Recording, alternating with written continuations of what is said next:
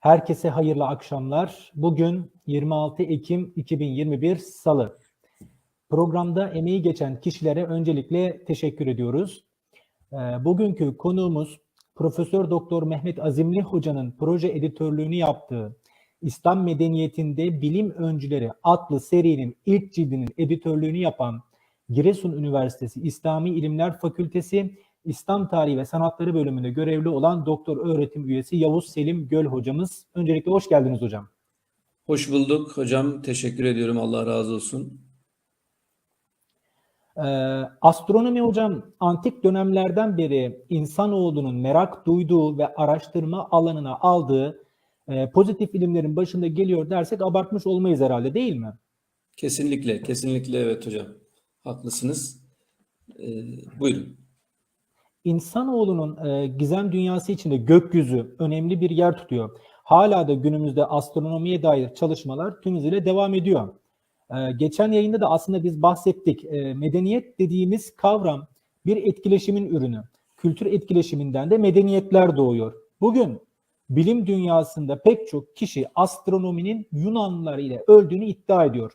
Ama ben düşünüyorum ki sizin editörlüğünü yaptığınız bu cilt bu algıları tamamen yıkacak. Peki hocam, hani bu kadar uzun bir girizgahtan sonra ben asıl sormak istediğim soruya geleyim. Müslümanlar neden astronomiye ilgi duydu? Yani onları astronomiye yönlendiren sebepler neydi? Evet, teşekkür ederim hocam. Öncelikle bu yayında emeği geçenlere teşekkürlerimi arz ediyorum ve dinleyicilerimizi de, izleyicilerimizi de muhabbetle selamlıyorum. Akşamın bu vaktinde bizleri hanelerine misafir ettiler. Sağ olsunlar, var olsunlar. Şu hususta tabii astronomi ile ilgili birkaç hususu ifade ederek ben sözlerime başlamak istiyorum. Sizler de ifade ettiniz. Gökyüzü özellikle ilk insandan itibaren bütün insanların mutlaka dikkatini çeken bir unsurdur. Yani hayatın bir nevi bir parçasını oluşturmaktadır. Tabii gökyüzü insanoğlunun ulaşım alanı içerisinde değil. Yani yakın zamana kadar böyleydi tabii. Şu anda malumunuz işte yani Mars'a koloni kurmak ya da işte uzayı uydularla donatmak gibi birçok tabiri caizse çılgın projesi olan insanlar mevcut dünyada. Tabii astronomi denildiği zaman gök bilimi, gökle ilgili, gökte yer alan varlıklarla ilgili bir bilim dalı olduğunu da ifade etmekte fayda var. Astronominin özellikle Müslümanlar için elbette ki çok büyük bir önemi var. Belki izleyicilerimiz şu hususu karıştırabilirler. Tabii astronomi ve astroloji birbirinden ayrılan hususlardır. Tabii astroloji günümüzde biraz daha böyle hani fal bilimi gibi bir seyre girmiştir. Onu da ifade edelim. Bizimkisi astronomi, yani gök cisimlerinin hareketleriyle, özellikleriyle ilgilenen bilim dalıdır. Müslümanların tabii ilk kutsal metinleri itibariyle gök cisimlerinden daha net bir biçimde haberdar olduğunu söyleyebiliriz. Çünkü malumunuz Kur'an-ı Kerim'de güneş, ay ve onların hareketleriyle ilgili bazı ayetler geçmektedir. Yani kainatın yaratılışına dair bazı bilgiler bizlere verilmektedir. Tabii şu hususu da ifade etmekte fayda var. Zaten yani Kur'an'ın indirildiği Arap toplumu da ay takvimine göre hareket eden, yani takvimlerini buna göre düzenleyen ve ayın evrelerine zaten vakıf olan bir topluluk idi. Bu noktada onların tabii ki birçok defa hem Kur'an'da zikredilen hem de bize tarihi kayıtlarda aktarılan ayın ve güneşin hareketlerine dair bazı bilgiler bizlere ulaştırdıklarını görüyoruz. Çünkü çöldesiniz ve zamanı belirleyen bazı şeylere ihtiyacınız var. Tabii zamanın ölçümüne dair araçlar çok çok daha sonraları aslında ortaya çıkmıştır. Mesela saat teknolojisi aslında Müslümanların elinde belli bir ivme kazanmış bir teknolojidir ve astronomiyle de doğrudan alakalı bir teknolojidir. Çünkü saati dizayn edebilmeniz için, saati sistemli hale getirebilmeniz için astronomiyi de bilmeniz. Çünkü gök cisimlerinin hareketlerini tespit edebilmeniz lazım. Tabii zaman neden önemlidir? Ya da işte Müslümanlar neden zamanı önemsemiştir? Bunu da şöyle izah etmekte fayda var. İbadetlerin özellikle İslam dininde zamanla sınırlandırıldığını görüyoruz. İşte günlük kıldığımız 5 vakit namazlar mesela. Hepsinin güneşin, ayın ya da işte gece gündüzün değişimine göre bir sisteme tabi olduğunu görüyoruz ki belli vakit aralıklarında kılınacaktır. Tabii bu vakitlerin belirlenebilmesi de neye bağlıdır? Astronomi, yani gök cisimlerinin hareketlerinin bilinmesine bağlıdır. Eğer bizler bunu bilebilirsek o zaman biz ibadetlerimizi vaktinde yapma imkanına sahip olabiliriz. Mesela oruç ibadeti. Yani orucun işte hilalin görülmesiyle, yani ayların bir defa, yani takvim aylarının belirlenmesiyle doğrudan alakası vardır. Hac ibadetinin mesela aynı şekilde hilalin görülmesiyle doğrudan alakası vardır. Ki bunları bir araya getirdiğinizde Müslümanların ilk zamanlardan beri gök cisimlerinin hareketlerine belli bir aşinalık kazandıklarını söyleyebiliriz. Kur'an-ı Kerim'de de malumunuz geçen ayetler var demiştik, ifade etmiştik. Bu ayetlerin varlığı da tabii şunu da ifade etmekte fayda var. Özellikle ilk dönemde Müslümanlar Kur'an-ı Kerim'i bizim şu anda hani güzel okumaya gösterdiğimiz itinadan ziyade onu anlamaya ya da o ayetlerin hikmetini kavramaya çalışıyorlar idi. Bir taraftan da hayatlarına uygulamaya çalışıyorlar idi. Çünkü onlar için ayetlerin güzel okunmasından, işte belli kurallara bağlı okunmasından daha çok anlaşılması, hayata tatbik edilmesi önemliydi. Bu noktadan baktığımızda da bu insanlar, yani Kur'an'da yer alan bu gök cisimleri, güneş, ay gibi gök cisimlerinin neden var olduğunu, neden anlatıldığını da önemsemişler ve ciddi bir ilgi duymaya başlamışlardır. Tabii özellikle ilk yüzyıllarda, yani İslam'ın geldiği ilk yüzyılda Müslümanların bu noktada kendi birikimleriyle belli bir ilerleme kaydetmeye çalıştıklarını görüyoruz. Yani çünkü ay hareketlerine vakıflardı. Bununla ilgili belli bir tecrübeleri vardı. Ancak daha sonra özellikle 8. ve 9. yüzyılda bir tercüme faaliyeti başlamıştır İslam toplumunda. Bu tercüme faaliyetleriyle birlikte, yani tercüme faaliyetlerinin biraz daha başlamasının sebebi de İslam devletinin toprağının çok genişlemesidir. Bir tarafta Fransa'ya kadar, yani Avrupa işlerine kadar Kuzey Afrika'nın tamamını kontrol altına almış bir İslam devleti. Diğer tarafta Anadolu içlerine girmiş. Diğer, yani doğuda da Çin sınırlarına kadar ulaşmış geniş bir bölgeyi kontrol altına almış ve buralardaki kültürleri de dolayısıyla çatısı altında toparlamıştı İslam devleti. Bu durum şunu beraberinde getiriyor. Yani bu bölgelerde yer alan tüm birikim doğrudan ya da dolaylı bir şekilde İslam toplumunun da gündemine gelmiştir. Tabii Müslümanlar için hikmet yitik maldır. Yani Hazreti Peygamber'in ifadesiyle onu nerede bulursa alması tavsiye edilmiştir Müslümanlara ki Hazreti Peygamber'in bu tavsiyesine, Kur'an'da ilme dair birçok tavsiye Müslümanlar ilk dönemlerde güçlü bir şekilde aslında riayet etmişlerdir. Bu dönemde Müslümanların ellerine geçirdikleri farklı dillerdeki kitapları hızlı bir şekilde tercüme etmeye başladıklarını, yani Arapçaya tercüme etmeye başladıklarını ve bunun da sistemli bir şekilde ya da bir tabiri caizse devlet desteğiyle yapılabilmesi için Beytül Hikme kurduklarını görebiliyoruz Abbasilerin ilk döneminde. Tabii Beytül Hikme'nin en öne çıkan yönlerinden birisi de şudur, daha doğrusu o dönemin öne çıkan yönlerinden birisi şudur. Halife Me'mun, özellikle ismini ifade etmek istiyorum. Abbasi halifelerinin önde gelen isimlerinden birisi olan Halife Me'mun 813, yani miladi 813 yılında hilafeti üstlenmiş ve yaklaşık 20 yıl Abbasi Devleti'nin halifesi olarak bulunmuştur. Bu 20 yılın özellikle son yıllarını, yani yarısını diyelim, son yarısını, ikinci yarısını ilmi çalışmalara yoğunluk vermek suretiyle ilerletmiştir.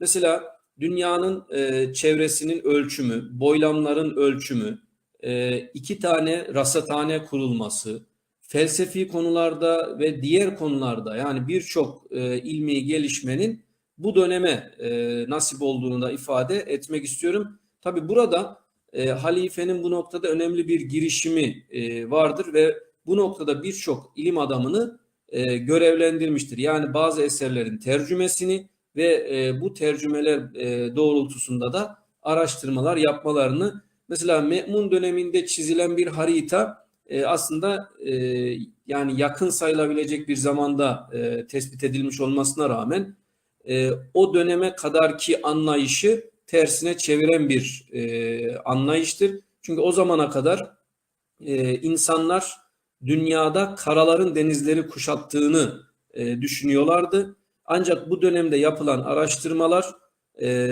yani denizlerin karaları kuşattığını tespit etmiştir. Bu anlamda Müslümanların Me'mun döneminden itibaren, yani bu tercüme faaliyetleriyle birlikte astronomiye önemli bir ilgi duymaya başladıklarını görüyoruz.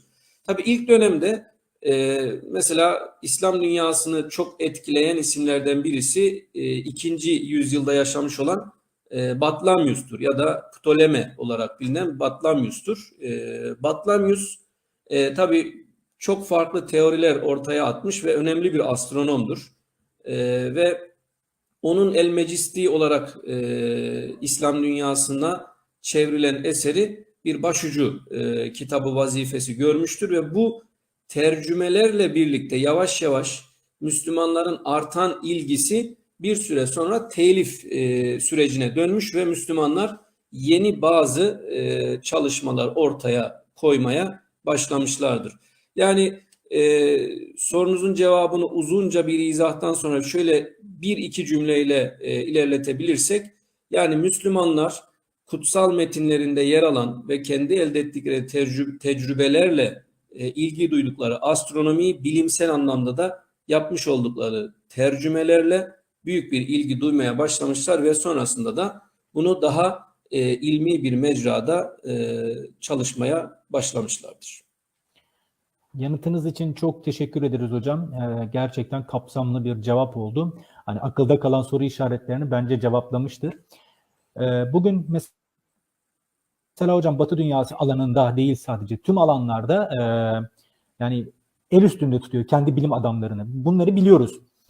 Şimdi mesela bir Kopernik, bir Galilei, her şeyden yani el üstünde tutulan kişiler. Peki Müslüman alimler astronomiye ne tür katkılar yaptı? Yani bizim el üstünde tutmamız gereken bu alanda kimler var?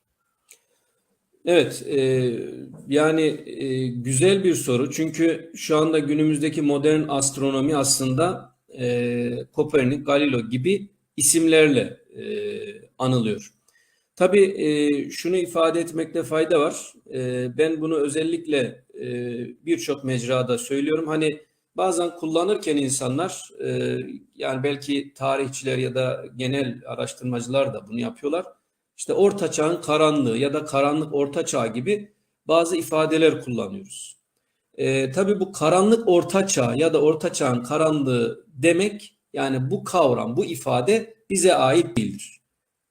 Orta Çağ dediğimiz dönem aslında Müslümanlar için olağanüstü aydınlık bir dönemdir.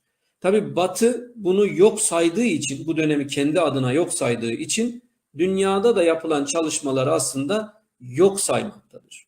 Bu nedenle aslında bizim de şu anda maalesef özellikle birkaç yüzyıldır ilmi ve yani özellikle ilmi teknolojik üstünlüğü Batı'nın üstlenmesi dolayısıyla biz de onlardan gelen özellikle bilgileri ancak kavrayıp muhafaza edebiliyoruz. Kendi içimizden ve kendi mirasımızı tanımaktan bu anlamda uzak duruyoruz, uzak kalıyoruz. Aslında mesela Yani Kopernik'in belki en öne çıkan yönlerinden birisi güneş merkezli bir evren modelidir. Yani ona varana kadar şöyle olduğu düşünülmektedir. Yani güneş merkezli değil, yer merkezli bir evren modeli olduğu iddia edilmektedir. Tabii yer merkezli evren modeli aslında şu demektir. Batlamyus'un teorisidir bu. Ve insanlar önceleri yerin sabit, yani kendi etrafında döndüğünü kabul edenler vardır. Ama yerin etrafında gezegenlerin döndüğünü düşünmektedir. Fakat bu noktada yerin değil güneşin merkez olduğunu ilk ifade eden isimlerden birisi Fergani'dir. Fergani 861 yılında vefat etmiştir. Yani 9. yüzyılın ikinci yarısında vefat etmiştir. Biz onun bu teorisinin aslında Müslümanları, yani Müslüman bilim adamlarını etkilediğini ve modern astronominin kuruluşuna onların öncülük ettiğini görebiliyoruz. Yani mesela bizim çalışmamızı inceleyen bir insan, yani biz özellikle bunu kronolojik olarak yapmayı tercih ettik ki bu tedricilik, ilerleme daha net görülebilsin. Tabii bu ilerlemenin en başında Fergani bulunmakta ve diğer kendisinden sonra gelen Müslüman bilim adamlarında, Müslüman astronomları da etkilemişlerdir. Fakat o yaklaşık olarak bir 500-600 yıllık ara Batı tarafından yok sayıldığı için Müslümanların ortaya attığı birçok teori, işte Güneş'in mesela kendi etrafında döndüğüne dair teoriler öne sürülmüştür Müslümanlar tarafından. Ama daha öncesinde mesela sabit olduğu düşünülüyordu. Yani Güneş'in sabit bir nesne olduğu düşünülüyordu. Fakat Müslümanlar Güneş'in de kendi etrafında döndüğünü keşfetmiştir Müslüman bilim adamları. Ve daha sonrasında bunları kendi kitaplarında ele almışlar. Hatta Batlamyus'un kitabını ele alarak birçok defa onu şerh etmek suretiyle onda yer alan eksiklikleri, hataları bularak onları düzeltmişler ve onun üzerine şerhler yazmışlardır. Mesela Batı'da da aslında modern astronominin kurucusu, yani aklı selim sahibi araştırmacılar tarafından Abdurrahman es-Sufi kabul edilmektedir mesela. Mısır'da, yani Orta Doğu'da dünyaya gelmiş bir araştırmacıdır, bir ilim adamıdır ve modern astronomi onun elinde aslında şekillenmiş. Fakat tabii bu yok sayma, görmezden gelme hadisesinin maalesef Batı'yı önemli ölçüde, yani bir hastalık olarak sarması sebebiyle bu yapılan çalışmalar görmezden gelinmiştir. Mesela Müslümanların usturlat denilen ve işte gök cisimlerinin birbirlerine göre konumunu küçük, yani modellemelerle, yani nasıl diyelim, belki bir el ya da elden büyük, bazıları daha da büyük usturlap dediğimiz o modellemeler, yani gök cisimlerinin birbirlerine uzaklıklarını gösteren, birbirleriyle bağlantılarını gösteren, hatta hangi dönemde hangi noktada, yani gökyüzünde bulunduğunu gösteren bir aslında harita diyebiliriz. Yani bugünün aslında navigasyon dediğimiz bir sistemini mesela Müslümanlar önemli şekilde ilerletmişlerdir. Usturlap denilen sistemi. Yani küçük bir cihazdır ama gök cisimlerinin nerede bulunduğunu, hangi konumda yer aldığını ya da hangi zamanlarda hangi gök cismine göre nerede bulunacaklarını bir basit bir modellemeyle bir haritaya çevirmişlerdir. Mesela saat sistemi, yani Müslümanların özellikle sarkaçlı saat, mesela İbn-i Şatır sarkaçlı saati ilk geliştiren kimselerden birisidir. Tabii Müslümanlar için şu önemlidir. İşte ibadet vakitleri dedik ya, mesela gündüz evet belli ölçüde belirlenebiliyor ama gecenin de belirlenebilmesi için saatin, zamanın nasıl ilerlediğinin çözülebilmesi için mesela su saati, işte sarkaçlı saat gibi saat modellemelerinin yapıldığını görüyoruz. Mesela Sadefi adlı bir alim bildiğimiz şu anda 12 dilimli olan hani duvar saatlerimiz var ya, mesela onları geliştirmiştir. Yani bunu mesela anlatanlar var. Özür dilerim, Sadefi aktarmıştır, İbn Şatır geliştirmiştir. Mesela Sadefi onu gördüğünü ve ona göre bir tarifini yapıyor. Fakat maalesef şöyle bir problem var. İslam dünyasının yaşadığı büyük yıkımlar var. Bu yıkımlar bu tarz eserlerin de mesela en büyüğü belki Moğol istilasıdır.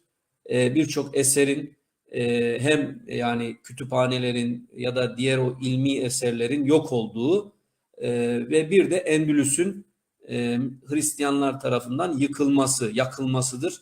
Ki bu iki olay maalesef Müslümanların bu noktadaki birikimini önemli ölçüde kesintiye uğratmıştır. Bu nedenle Müslümanların yaptıkları çalışmaların Batı tarafından görülemediğini ya da görülmek istemediğini tespit edebiliyoruz. Bir diğer mesele de biraz önce ifade ettik. Özellikle mesela Müslümanlar yaptıkları tercümelerde, yani farklı dillerden biraz önce ifade ettik ya bazı tercümeler yaptıklarını, bu tercümelere mutlaka müellifin ismini yazmışlardır. Yani kimden bu kitabı aldıklarını, kimin kitabı olduğunu.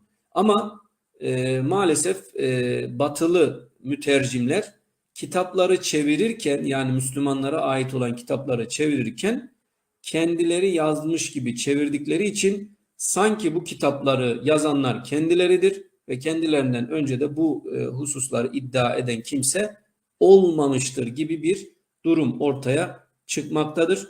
Yani 15, 16, 17. yüzyılda yaşayan alimlerin sanki, yani batılı ilim adamlarının sanki birçok şeyi bulmuş gibi görülmesinin temel sebebi 9. yüzyıldan itibaren başlayarak Müslümanların yoğun bir şekilde yapmış oldukları bu astronomi ilmi üzerine ya da diğer ilimlerde yapılan çalışmaların maalesef farklı gerekçelerle ya yok olması ya da görmezden gelmesi sanki birçok konunun 15-16. yüzyıldan sonra ortaya çıktığı izlenimini vermektedir. Teşekkür ederiz hocam.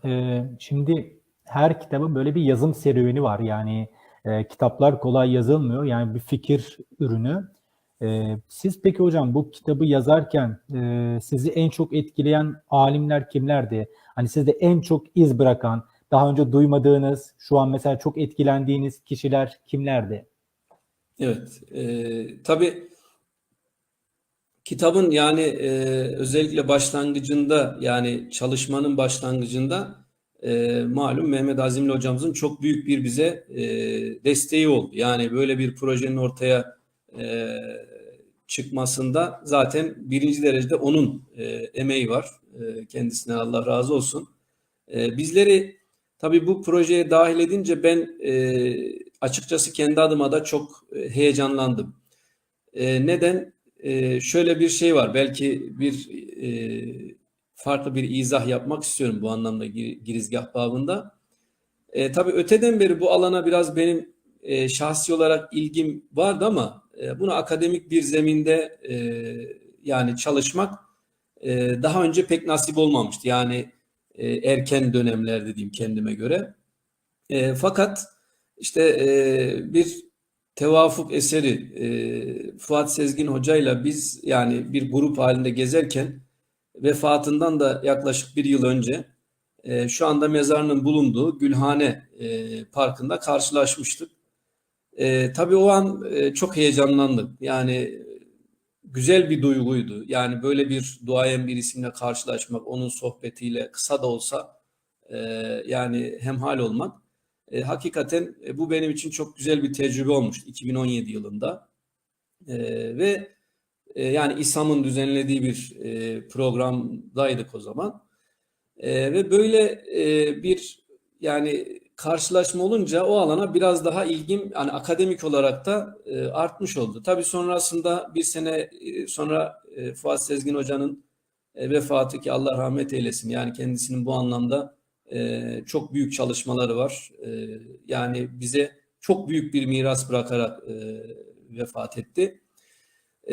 Ve sonrasında da tabii işte bir ülkemizde de bu bilim tarihine karşı ilginin getirdiği bir ivme ortaya çıktı ve işte 2019 yılı Fuat Sezgin yılı ilan edildi.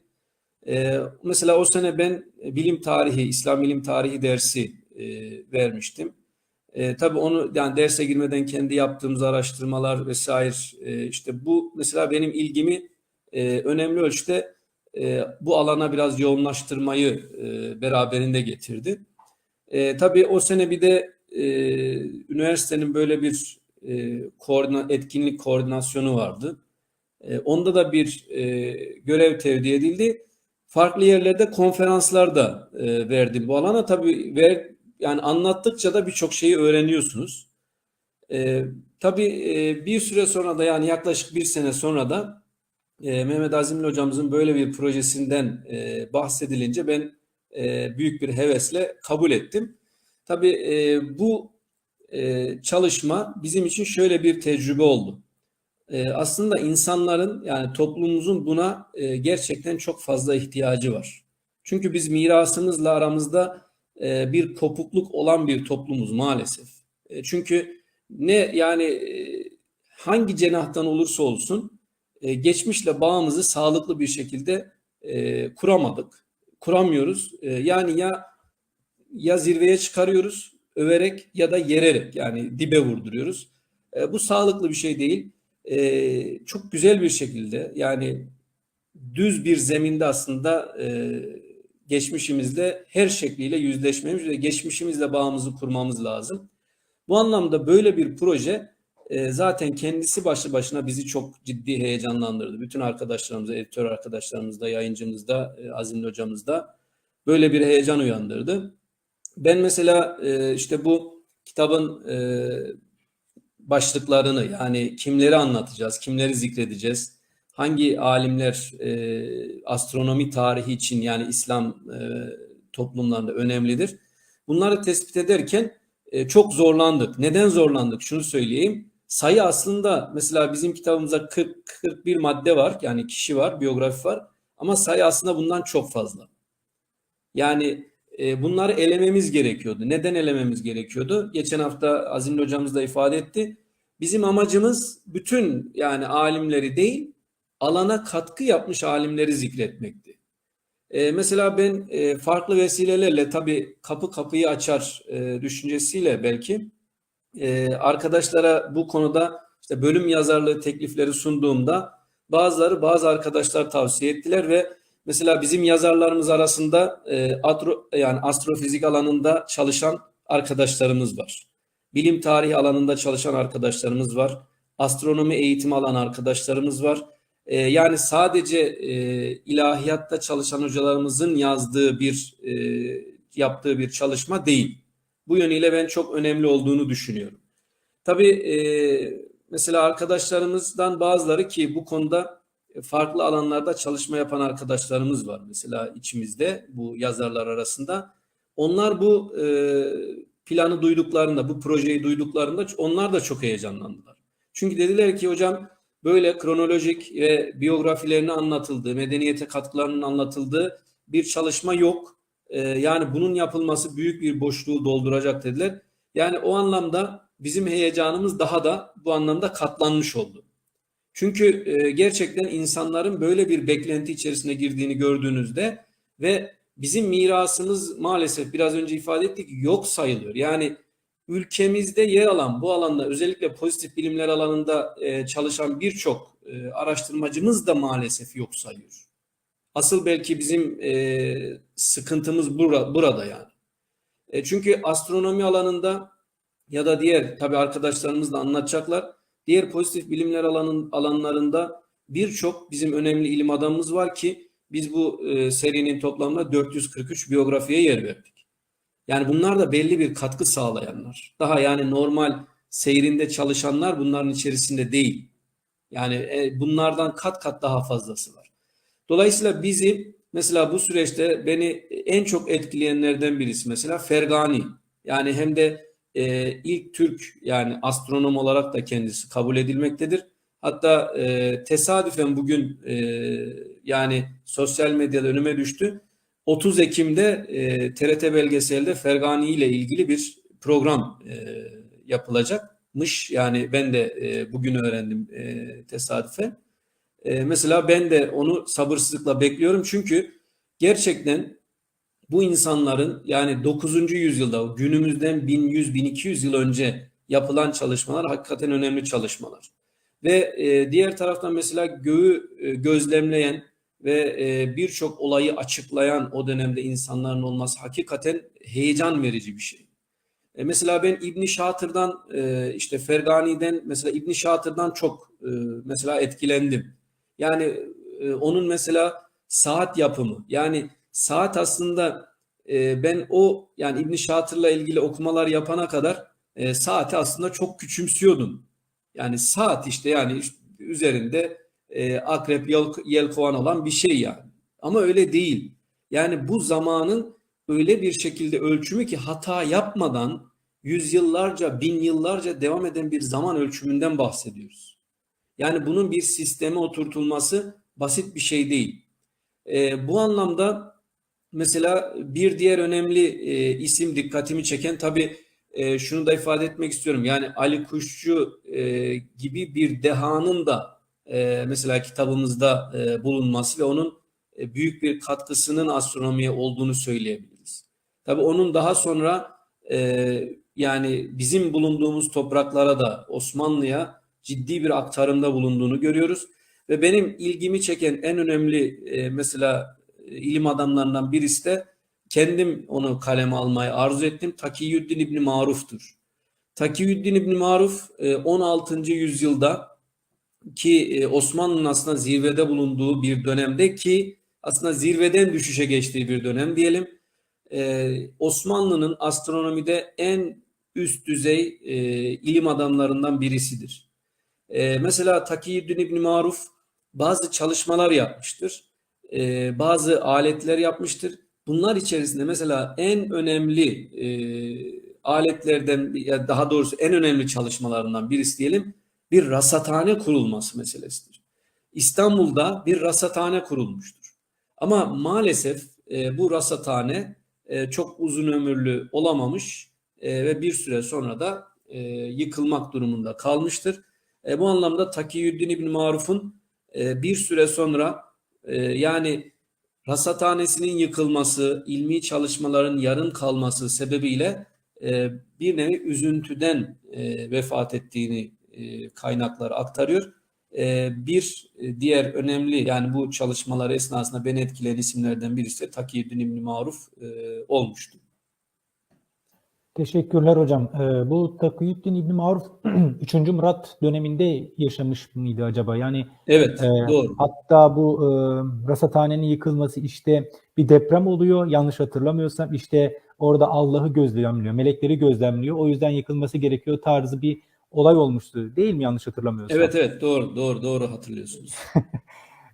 Zaten hani konuyla bağlantılı olarak ben zaten soracaktım ama yani izleyicilerimizden gelen bir soru da var. Diyorlar ki Fuat Sezgin hocamızdan yararlandınız mı? Onunla karşılaştınız, onunla yararlandınız mı? Fuat Sezgin hocamızdan yani uzun süre görüşemedik. Onu söyleyeyim ama tabii çalışmalarından istifade ettik. Yani mesela beni en çok o anlamda etkileyen çalışması hem bir özet çalışma olması açısından İslam'da Bilim ve Teknik adlı çalışmasıdır. Yani hocamızla karşılaşmamız kısa sürdü. Yani hocamızdan hani o anda istifade edebilecek bir imkan yoktu ama tabii onu görmek yani en azından yani onunla kısa sürede olsa bir sohbette bulunmak bizim için önemliydi. Zaten bir meşguliyetleri de vardı. Bir çekim için bekliyorlardı. Malum bir de orada tabii şey var. Fuat Sezgin, Ursula Sezgin Kütüphanesi var Gülhane'de. İslam Bilim ve Teknoloji Tarihi Müzesi var. Tabii hocanın orada bulunuyor olması önemliydi. Ama ben daha sonra bu kütüphaneye tekrar bir araştırma için gittim. Tabii kütüphaneye gitmişken müzeyi de tekrar gezdim. Buradan tabii şunu da söylemek istiyorum. Gülhane Parkı'nda yer alan o İslam Bilim ve Teknoloji Tarihi Müzesi kesinlikle bence her yani bu toprağın insanına bir nevi farz-ı ayn'dır diye düşünüyorum oraları görmek. İmkan bulan her arkadaşımızın mutlaka gitmesi, hatta gitmeden önce müzeyle ilgili belli bir araştırma yapıp gitmesi orada daha fazla bilgi elde etmesini de sağlayacaktır.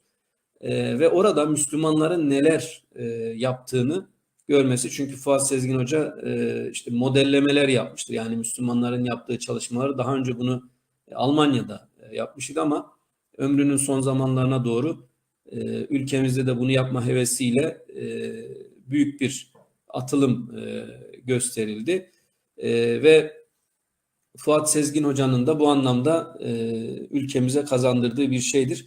Ve ben onun her hani diyorum ya bu topraklara kendine ait hisseden herkesi mutlaka onu görmesini, orayı görmesini arzu ediyorum. Yani.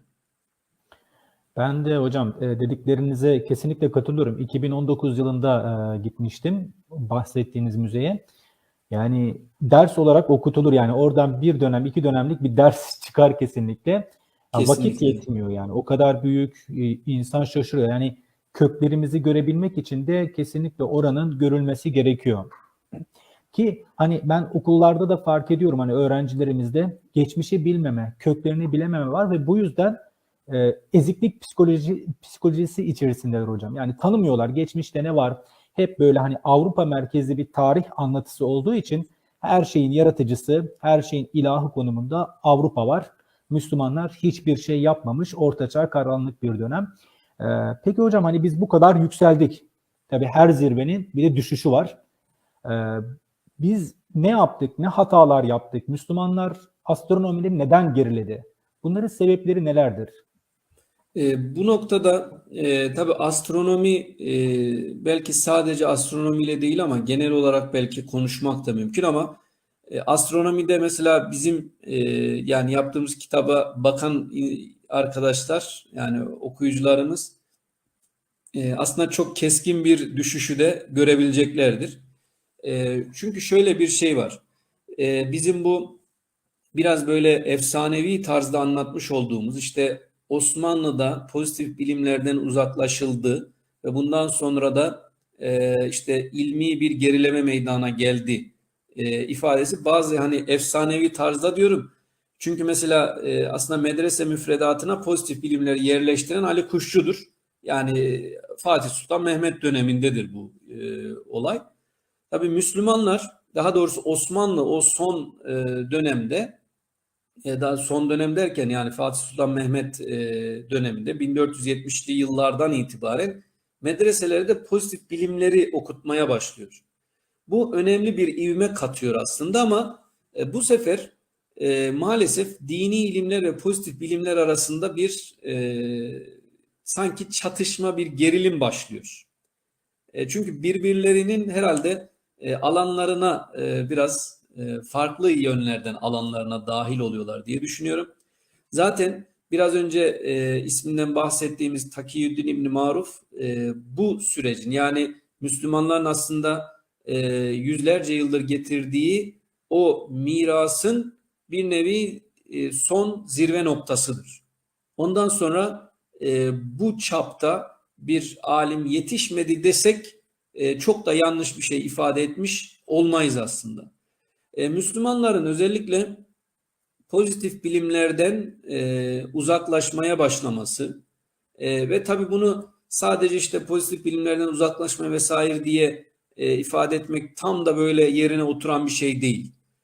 Medeniyetleri biraz önce söylediğimiz gibi ben genelde bunu bir grafikle anlatıyorum. Yani biri yükseldiği zaman diğeri düşüyor aslında. Böyle bir ivme var. Çünkü birisi yükseldikçe diğeri artık ikinci planda kalmaya başlıyor. Yani bunun da farklı gerekçeleri var. Mesela Müslümanların aslında biraz önce ifade ettik. İşte Moğol istilasıyla yaşadıkları yıkım. Bu siyasi de bir yıkımdır aynı zamanda ve ilmi miras olarak da bir yıkımdır. Yani 13. yüzyıl Müslümanlar için, İslam dünyası için hiç de iyi bir dönem değildir. Bunun bir de aynı dönemde Endülüs ayağı var. Maalesef Endülüs'te de Hristiyanların özellikle o İslam mirasını ortadan kaldırabilmek için hızlı bir şekilde Müslümanların ellerinde olan toprakları geri aldıkları ve bu geri aldıkları topraklardaki İslam mirasını yok etmeye çalıştıklarını görebiliyoruz. Anlatılan mesela birçok olay var. İşte binlerce kitabın meydanlarda yakıldığı, hatta evlerden işte özellikle Endülüs için bu bahsedilir. Yani Arapça harflerle yazılmış kitapların tamamen, yani içeriğine bakılmaksızın, yani içerisinde dini ilim mi var, pozitif bilim mi, hiçbir şeye bakılmaksızın yakılmaya başlandığını ve bu kıyımdan çok az sayıda kitabın kurtulabildiğini kaynaklar aktarıyor. Diğer tarafta doğuda Moğol istilasıyla beraber 13. yüzyılda yine aynı kıyım yaşandığı için İslam dünyası iki tarafta da ve iki merkezde de elde ettiği birikimi maalesef kaybetmeye başlamıştır. Bu kayıp kolay telafi edilebilecek bir şey değildir yani. Şimdi günümüzde mesela çok şükür, yani bunu özellikle ifade etmek istiyorum. Yani hiçbir kitabın kaybolması, hele hele yeni yazılan, yani günümüzde yazılan hiçbir kitabın tamamen kaybolması mümkün değil. Çünkü kitapların işte zaten basım aşamasına kadar PDF'leri kaç defa gidiyor geliyor. Yani bir düzenleme yapılabilmesi için. Sonuçta bir nevi sanal aleme girmiş oluyor. Buradan mesela işte Sergen Sarıkaya da indirmiş ve muhafaza ediyor olabilir. Yavuz Selim Göl de indirmiş, muhafaza ediyor olabilir. Yani binlerce kişinin kitaplığında aynı anda bu kitap bulunabilir. Ama yani 13. yüzyıl şartlarını düşündüğümüzde bir kişinin ilmi birikimini yansıttığı bir eser bir tane var. İkincisi yok. Bu yok olduğu zaman bu kişinin belki onlarca yıldır üzerinde çalıştığı birikim de yok oluyor. Mesela şunu söyleyeyim. İşte astronomik gözlemlerin hazırlandığı ve 30 küsür yıllık gözlemler sonucunda oluşan zicler var. Zicler bir nevi harita, yani ya da işte bir gözlem kitabı. Bu 30 yıldan fazla bir sürede toparlanabiliyor astronomi. Mesela Meraga'da, Semerkant'ta kurulan rasathanelerin temel amacı bu gözlemleri yapabilmektir mesela. Lakin bu gözlemler yapılırken notlar alınıyor, bu birikim bir şekilde elde ediliyor. Fakat daha sonra işte bu kitap kaybolduğu an onlarca yılın birikimi bir anda heba olup gidiyor. Dolayısıyla Müslümanların özellikle bu, yani 13. yüzyıllarda yaşadığı yıkımlar ve Batı'nın da bu dönemde yavaş yavaş kendi hatalarından ders alarak ilmi çalışmalara yönelmesi ivmenin Batı lehine dönmesine sebep olmuş ve 16. yüzyıla gelindiğinde de İslam dünyasının en önemli güçlü siyasi temsilcisi halinde bulunan Osmanlı'nın bu misyonu belli bir süre daha devam ettirdiğini görüyoruz. Yani 13'ten bu ivmeyi belki 16. yüzyıla kadar taşıdığını, ancak daha sonra Osmanlı'nın da yaşadığı siyasi, ekonomik ve özellikle bu pozitif bilimler karşısındaki anlayış değişikliği maalesef bu alana da yansımış ve astronominin biraz işte astroloji ya da işte fal ya da din dışı eylemler içerisinde zikredilmeye başlanması ve ben bunu biraz önce ifade ettik ya, Takiyüddin İbni Maruf'un kurduğu, o Tophane sırtlarında kurduğu İstanbul Rasathanesi'nin özellikle bazı alimler tarafından burada işte biraz önce ifade ettiniz, Allah'ın, meleklerin gözetlendiği için felaketlerin geldiği ya da daha büyük felaketlerin geleceği endişesiyle Padişah 3. Murad'ı uyarmaları, hani oraya ünlem koyuyorum, uyarmaları ve padişahın da maalesef bu düşünceye, bu zehaba kapılarak rasathaneyi top ateşiyle yıktırması Osmanlı'da da astronomi alanında çalışma yapabilecek olanların tamamen önünü kesmiştir. Ve bundan sonra o esnada, yani 16. yüzyılın sonlarında Osmanlı'nın İslam dünyasının en büyük siyasi temsilcisi olduğunu düşünürsek, burada durum böyleyken İslam dünyasının geri kalanında da maalesef bu alanla ilgili çalışmalar tamamen sona ermiştir. Neredeyse tamamen sona ermiştir. Tabii şu husus devam etmektedir ama eskilerin tekrarı şeklinde. Muvakkitlik dediğimiz, mesela birçok Selahattin Camii'de muvakkithaneler var. Bu namaz vakitlerinin belirlenmesi için kurulmuş ve işte gök cisimlerinin yani güneşin ayın hareketleriyle ibadet saatlerini, ibadet zamanlarını belirleyen ilim adamlarının çalışma yaptığı yerler, muvakkithaneler. Yani öğle ezanı ne zaman okunacak, akşam ne zaman olacak, işte oruç ne zaman başlayacak, bunların görevi o.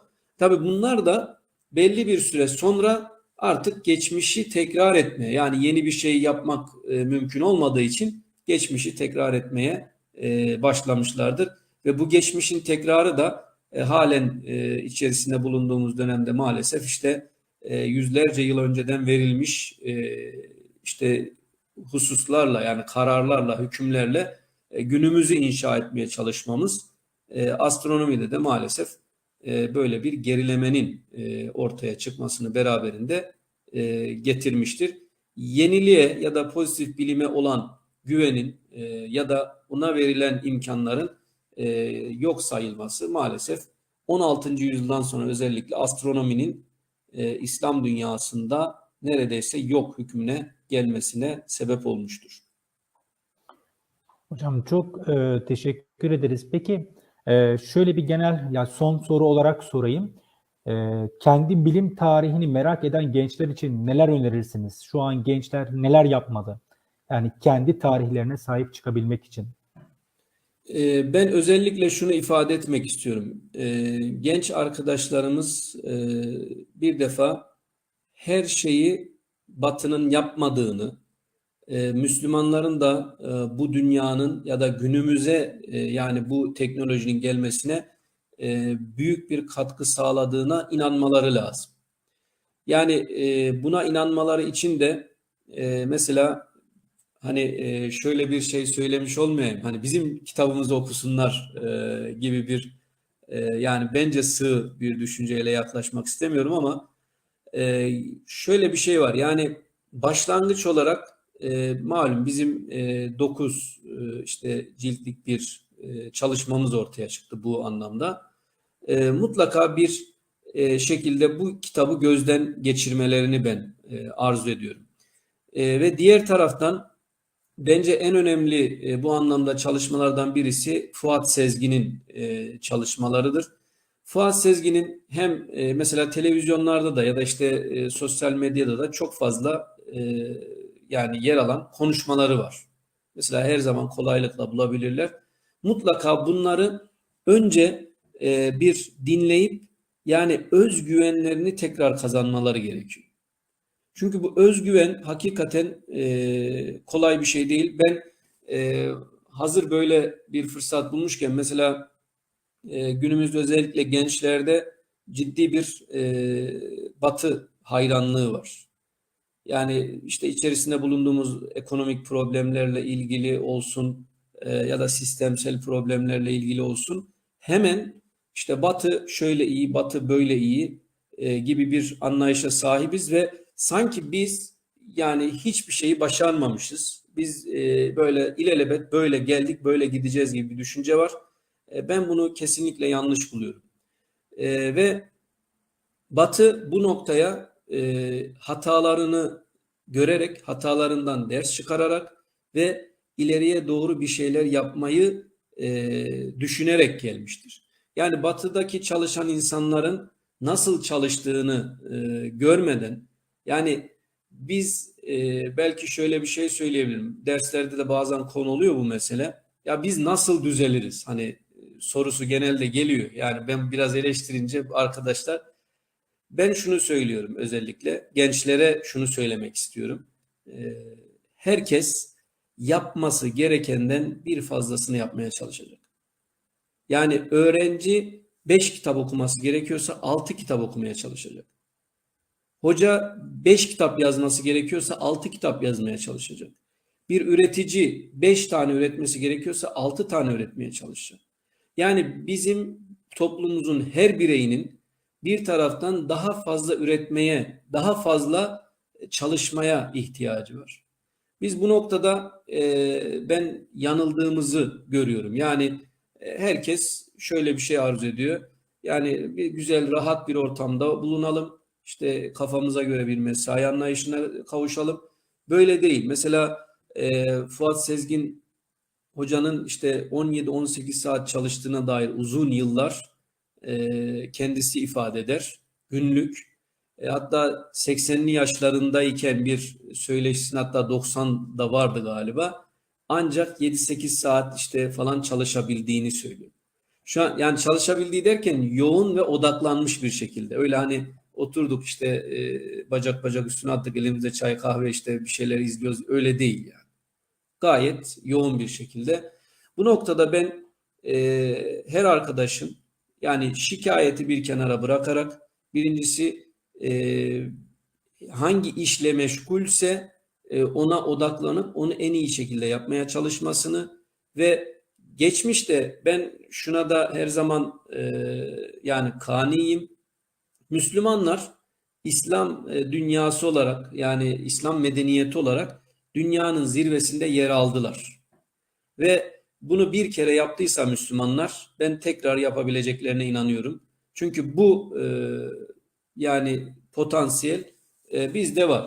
Evet, birçok problemimiz var. Bu problemler de zaman içerisinde düzelecektir. Hani herkes önce kendisinden başlamalı ki bu anlamda ilerleme daha güzel olabilsin. Bu anlamda ben ilmi mirasımızı görerek ve bu mirastan haberdar olarak bu mirasın daha ileriye gitmesi için çaba gösterilmesini arzu ediyorum. Mesela bir ilginç bir anekdot anlatarak bitireyim. Bir yakınım hukuk eğitimi aldı, avukat ve yani astronomiden bağımsız olacak ama biraz. Mesela Hazreti Ömer'in e, halifeyken kadılara gönderdiği ve yargılamanın esaslarını içeren bir meşhur bir mektubu var. Mesela bu kişi hukuk eğitimi almış, ancak bu hukuk eğitimi esnasında kendisine böyle bir işte mektubun olduğundan hiç bahsedilmemiş. Yani biz kendi kökenlerimizi, kendi geçmişimizi yok sayma konusunda biraz galiba iyiyiz diye düşünüyorum. Bu hususu bir defa bırakıp geçmişimizi her yönüyle daha iyi tanımaya ve geleceğimizi bu geçmişimizin üzerine inşa etmeye çalışmalıyız diyorum. Hocam çok çok teşekkür ederiz. Bizi kırmayıp yayına katıldınız. Hani gerçekten anlattıklarınız hem bizim yaşımızdakiler hem bizim yaşımızın üstündekilere hem de şu an yetişmekte olan genç nesil için faydalı bilgiler. Hani Avrupa'nın yarattığı kompleksten kurtulmak için bence birebir şifa niyetine bir set diyebiliriz. Bu eserin ortaya çıkmasında emeği geçen tüm kişilerden Allah razı olsun. Herkese hayırlı geceler diliyorum. Eyvallah. Ben de hayırlı geceler diliyorum. İzleyicilerimize, dinleyicilerimize bizleri sabırla dinledikleri için ve bu fırsatı bizlere sunduğunuz için teşekkür ediyorum. Allah'a emanet olun. Hayırlı akşamlar diliyorum. Selamet.